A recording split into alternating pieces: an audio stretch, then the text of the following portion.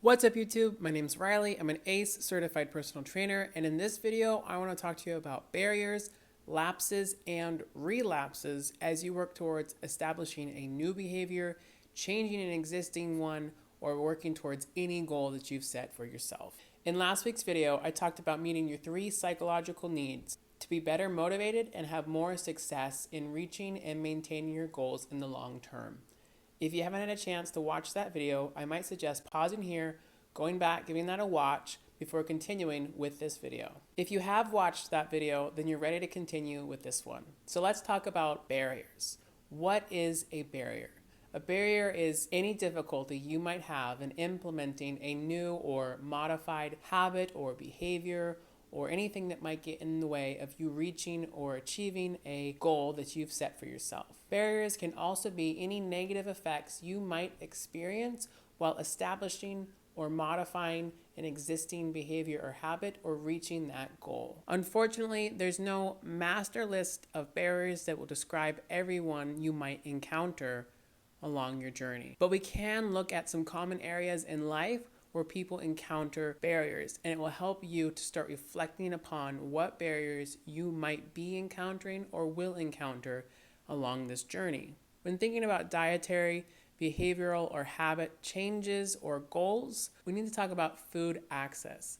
And that's talking about what foods are readily available to the person in question. Are those food sources always accessible? Are they affordable? Are they safe for the person in question? Does accessing these safe, healthy, and affordable food options that supports this person's dietary goal have any major barriers? How close are the grocery stores? Do they have reliable transportation to and from the grocery store? What hours are the stores open, and do those conflict with their work schedule? These are just a few of the things to consider as barriers when talking about dietary goals. Other goals might involve getting to recreational facilities, green spaces, clubs, or other community events. And when thinking about that, you would discuss access to facilities. Are the facilities affordable? Is there adequate space and availability in the facilities that the person needs in order to achieve their goals? And how far is that location from their home or work? Is it a place that they can easily get to and travel to? For example, if you're trying to go to the gym more often, but the closest gym is an hour across town, that is a major barrier. Not only do you have to drive the hour there and back, but you might not enjoy driving. There might be traffic or other concerns such as gas and insurance for your car. So all of those things become barriers to reaching your goal of attending the gym more often. Another environmental barrier would be time. The world we live in is becoming increasingly busier, with most jobs favoring productivity. They demand more and more of our time both before and after work. And so when time becomes a barrier, the first thing you have to do is prioritize your goals. What are the things that are most important to you once your daily responsibilities such as work, groceries, bills, etc. are taken care of? What do you want to use that free time that you have left over for? What are you going to prioritize? An example of prioritizing something is when you get home from work, you might relax by watching some TV or scrolling through TikTok, reading some news articles or a book, and you normally do that for a couple hours before moving on to doing something else with your evening. A way to prioritize would say, I'm only going to do that relaxing activity for 30 minutes instead of a couple hours. And now you have an hour and a half of extra free time that you can use and devote towards accomplishing whatever goal or habit or behavior change you've set for yourself. We also have to think about a person's social support. When talking about the theory of self-determination in the last video and the video before, we know that relatedness is really important to a person's motivation. And so if they're lacking that social connection, that sense of belonging, that meaningful establishment and contribution to whatever environment they're working in and those around them, they're going to be demotivated. And so sometimes a barrier to achieving your goals is lack of a social support system. A social support system is not just about making connections with the people that are engaged in the behaviors or working towards the goals that you yourself want to achieve. It's also about the people you're surrounding yourself with. Are your friends and family being supportive of your goals? Is your spouse being supportive of your goals? Your partner's activity levels, as well as your family, friends, and partner support, greatly influence your success in achieving whatever you've set out to do. And so a barrier people often face is they're surrounded by people that are not being supportive of their goals, of their aspirations. And so it's not just about making connections in social settings and getting that meaningful sense of belonging, but it's also about surrounding yourself with people that truly want you to succeed. Another barrier that people often face is running out of willpower. And willpower is the ability to control your choices, decisions, and urges. And everyone has this ability, but we only have a certain amount of willpower every single day. Because willpower is a finite, limited resource that we have, we want to try to save it for when we will be the most tempted. One of the ways to do that is conserve it or save it throughout the day by making decisions ahead of time, to taking away the temptation or the option to choose something that isn't supportive of your goals. A dietary example of this would be meal planning. Bringing a lunch with you to work or school or wherever it might be every single day so you don't even have to think about what you're going to have for lunch. The temptation of going out and eating somewhere is reduced because you already have food set out that you know you'll enjoy and supports whatever goals you've set for yourself. Another example of conserving willpower is if you know going down a certain aisle at the grocery store always results in you getting something that doesn't support your goals, you should just avoid that aisle altogether. But we know that's not always possible. For example, you might need to purchase some frozen berries that are also in the same aisle as ice cream. And you know that if you go down that aisle, you're going to buy some ice cream as well. In this situation, we can use a behavioral substitution. You know you're going to end up buying ice cream, so you might as well buy a healthier version of ice cream to still support your goals. Instead of buying the full-size container of ice cream, buy a smaller container of ice cream. Instead of buying a full-fat version of ice cream, buy the reduced fat or reduced sugar version. Buy a frozen yogurt instead. Buy a healthier alternative to the ice cream. It still lets you indulge yourself in getting a sweet treat, but the treat is healthier than before. And so this behavioral substitution allows you to still support your goals better than if you had chosen the normal ice cream.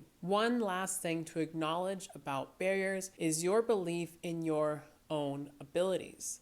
In last week's video, we talked about the attributions of motivation. And that's when you believe that something is within your control and that your actions can make a positive effect. But if you're believing that your situation is outside of your control, that you can't do anything about it, no effort you'll make will have any effect or change, that in itself is a barrier to your goals. And so just like in last week's video where we talked about having to change your attributions from being external outside of your control to internal within your control, and your actions being stable, meaning you will always be successful, or them being unstable, meaning you might have failed in the past, but you can be successful in the future. Those changes in your attributions, those explanations for what's going on in your life and why they're happening will help reduce and remove those barriers when it comes to controlling events and working towards things in your life. Lapses and barriers are very closely related. Oftentimes we have a lapse because of some unexpected barrier we encounter. Sometimes these barriers are totally outside of your control, like getting sick. Most people can't control whether or not they get sick. Or you might get stuck in traffic on the way to an event or a group meeting or some activity, and unfortunately you arrive late. Again, that is totally outside of your control. Or you might end up going out with friends to a restaurant and you order something off the menu that doesn't quite support your new dietary goals or habits that you're trying to establish for yourself. All of these things are one-time instances that are considered lapses, which is where you go back to your old behaviors, your old habits, when you're no longer supporting your goal just for that one instance. Sometimes lapses are preventable, and sometimes they're not preventable. If the lapse was totally unpreventable, like getting sick, getting stuck in traffic, your car breaking down, whatever it might be, Just acknowledge that it happened, but don't feel any shame or guilt about it because none of it was your own fault, your own doing. Other lapses, we do have some control over whether they happen or not. For example, going out to eat with friends and ordering something that might not support your new dietary goals. A way to prevent this lapse from happening in the future is look up the restaurant's menu before you get there. That way you have plenty of time to look through the options and find something that fits into your new dietary goals. Another solution to this is eat something before going out with friends. This way, you don't have to depend on buying an entire meal off the menu. You can get an appetizer, a side, and maybe a few drinks that better support your dietary changes than would anything else on the menu. In both of these solutions, looking ahead to pick something that better suits you or eating before going out, these will help prevent lapses in the future. And making these decisions ahead of time will help conserve your willpower. So when you are faced with a decision that requires willpower, you still have some at the end of the day. When we don't address the causes of lapses, they can turn into relapses. And a relapse is a more chronic or permanent return to those previous habits, behaviors, or old lifestyle situations that your goals you set were trying to move you away from. Relapses are largely addressed the same way you address a lapse. You try to determine what caused the relapse. Was it something within your control or outside of your control? And once you've made that distinction, you try to see if the thing that caused the relapse is something that you can work towards avoiding in the future. People who are experiencing relapses might have also lost their motivational why, the reason that was driving them to make these changes in their life before. If that's the case, I would suggest going back to the video titled, What Motivates You?, where we look at those 3 psychological needs and the different things that can motivate people to accomplishing your goals. People are understandably disappointed when they experience a relapse. Mistakes or unexpected barriers lead them to return to unwanted old behaviors or habits. It can be really easy to become overly critical about yourself and believe that your lapse or relapses are evidence that you can't be successful in changing your behaviors and habits.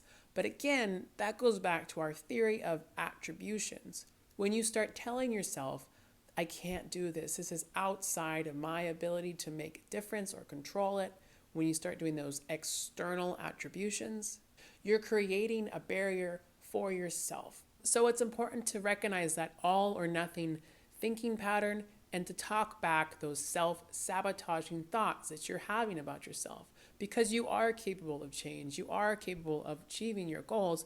You just happen to not be perfect, and nobody's perfect. You are capable of making these changes in your life. Everybody makes mistakes, and everybody has bad days and good days. The next thing you can do is learn from the mistakes. What led to those relapses and those lapses? What caused you to get to this place? Once you've let go of that all or nothing thinking, those external attributions and being critical of yourself, it's time to start reframing the experience as an opportunity to learn and prevent those same issues from happening in the future, those same barriers from getting in your way in the future. You could ask yourself, how often does this situation that led to my lapse or relapse arise? What role did any social pressures play in bringing me to this point where I had a lapse or a relapse? What solutions can I think of to the events that led to me being here? Once you can recognize the situation and triggers that lead to your lapse and relapse, you can start thinking about ways to avoid them entirely or predetermined responses and actions that you'll do when they do arise to help conserve your willpower. Lapses and relapses happen to everyone. The best way to prevent them is to address the barriers and situations that will lead to them before they become a problem, before they occur, and before they develop into complete relapses. So between now and next week's video, take some time to think about what barriers have you experienced in the past when you've tried to do something similar to what you've set out to do now, and what barriers you think you might encounter in trying to accomplish your goals this time around. And remember that barriers can take many different forms. They can be related to expenses. They can be transportation. They can be access to facilities, equipment, or materials that you need to accomplish your goals. They can be time availability, and they can be social support issues. So take some time, reflect upon your unique situation and what barriers you might encounter on your journey to accomplishing whatever you've set out to do. In next week's video, we'll talk about irrational thought patterns and how they can get in your way and undermine your success, as well as recognizing and changing our own internal self-talk to be more supportive of establishing or modifying existing behaviors or habits and accomplishing our New Year's resolutions and goals. Thanks for watching, and I'll see you next time.